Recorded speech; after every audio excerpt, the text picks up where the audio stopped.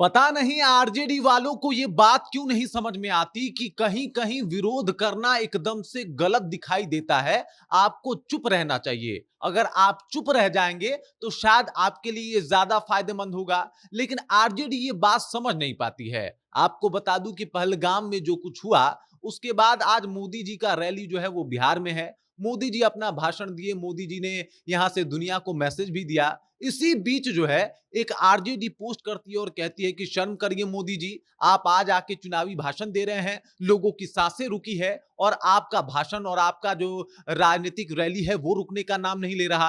एक तौर पे देखा जाए तो आरजेडी ये प्रश्न पूछ सकती थी, लेकिन तब पूछ सकती थी जब उसको कुछ चुनाव से नहीं लेना देना हो। लेकिन खुद आज महागठबंधन की मीटिंग हो रही है, धराधर सोशल मीडिया पे तेजस्वी यादव का प्रचार प्रसार हो रहा है, तब ये सवाल आप नहीं पूछ सकते। पूरी जानकारी आपको बताएंगे, लेकिन उससे पहले मेरा परिचय जान लीजिए। मेरा नाम है रजत और आप जनता जंक्शन देख रहे हैं। देख लीजिए, आरजेडी को बस यही समझना होगा कि हर जगह विरोध नहीं किया जाता है, कहीं कहीं बस चुप रहा जाता है। अगर आप चुप भी रह जाइएगा तो आपको कोई ज्यादा नुकसान नहीं होगा। लेकिन विरोध का आलम यह है कि कब कहां कैसे क्या बोलना है ये तक भूल जाती हैं ये पार्टियां। अब देख लीजिए, आरजेडी की बात की जाए तो अभी से लगभग 16-17 मिनट पहले वो एक पोस्ट करती है अपने ऑफिशियल अकाउंट से। यहां पे देख सकते हैं, ऑफिशियल अकाउंट से एक पोस्ट करती है कि देश के नागरिकों की सांसें थम गई पर प्रधानमंत्री की चुनावी रैली नहीं थमी। ये संवेदनहीनता, ये बेपरवाही,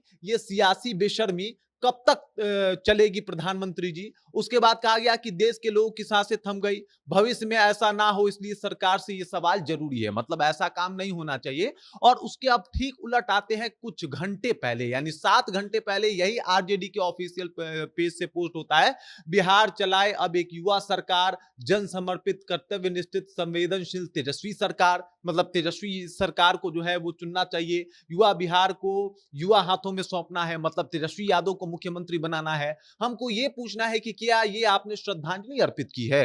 ये जो पोस्ट किया है, क्या इसमें सियासत नहीं है? क्या आप इसमें सियासत को रंग नहीं दे रहे हैं? उसके बाद ये देख लीजिए, एक दिन पहले का मतलब कल ये मामला जब सबसे ज्यादा हाईलाइट था, उस टाइम आरजेडी के ऑफिशियल पेज से एक पोस्ट किया गया था कि बिहार के सवाल पर अब कोई समझौता नहीं होगा।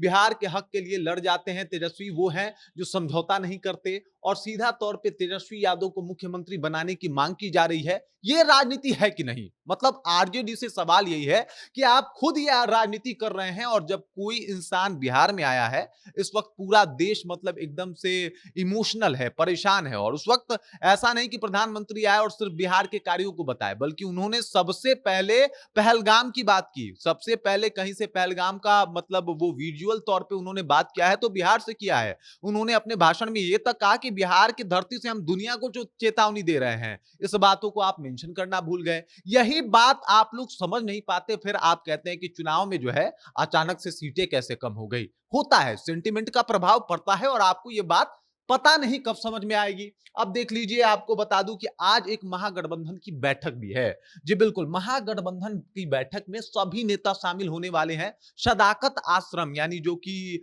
कांग्रेस का कार्यालय है, वहां पे बैठ के ये डीलिंग दिया जाएगा कि आखिरकार सीट बंटवारा कैसे होगा। अब हमको ये बता दीजिए कि क्या सीट बंटवारा जो है उससे सियासत का लेना देना नहीं है? देखिए, मैं इसलिए नहीं पूछ रहा कि भाई साहब आप इसके ऊपर ये भी पूछ रहे हैं कि सरकार में तो मोदी जी हैं तो सवाल हमसे क्यों? अरे भाई, सरकार में मोदी जी हैं, आप विपक्ष में हैं तो विपक्ष की भूमिका निभाइए। इस मौके पे पूरा देश जो है एक साथ है, एकजुट है, आप भी साथ आइए। आपको याद होगा कि जब जिस तरीके से बांग्लादेश और पाकिस्तान के में गृह युद्ध छिड़ा हुआ था, और उस वक्त जब इंदिरा गांधी ने बांग्लादेश को आजाद कराया था, तब उस वक्त भाजपा की तरफ से अटल बिहारी वाजपेयी का यह कथन था इंदिरा गांधी से कि आप लड़ाई लड़िए, सियासत यहां का हम देख लेंगे। ऐसा होता है विपक्ष, ऐसा होना चाहिए विपक्ष। जब ऐसा मुद्दा हो तो एकजुट होना चाहिए। आप इधर की बात उधर करने में लगे हैं, इस तरीके से आप तंज कसने में लगे हैं कि वो बिहार क्यों आ गए, उन्होंने दौरा क्यों कर लिया। आपने ये दौरा क्यों नहीं रोक दिया? आप घर में बैठे रहते, शोक मनाते, तब मानते कि आप वाकई दुखी हैं। लेकिन जब जब ऐसा पोस्ट आता है तब तब ऐसा लगता है कि आप राजनीति से प्रेरित होके एक किसी और के राजनीति पे उंगली उठाने का आपका हक नहीं। अगर ये दौरा ना होता, उसके बाद ये सब पोस्ट ना होते, फिर इस पोस्ट के बारे में मैं अभी कुछ और बोल रहा होता। लेकिन अफसोस की बात कि ये आरजेडी कभी इस बात को समझ ही नहीं पाती कि कहां बोलना है और कहां चुप रहना है। बाकी इस खबर, इस जानकारी को लेके आप क्या सोचते हैं, आपके जहन में क्या कुछ चल रहा है, कृपया कमेंट करके अपना विचार जो है हम तक पहुंचा दीजिए। बाकी आप देख रहे हैं जनता जंक्शन और मेरा नाम रजत है।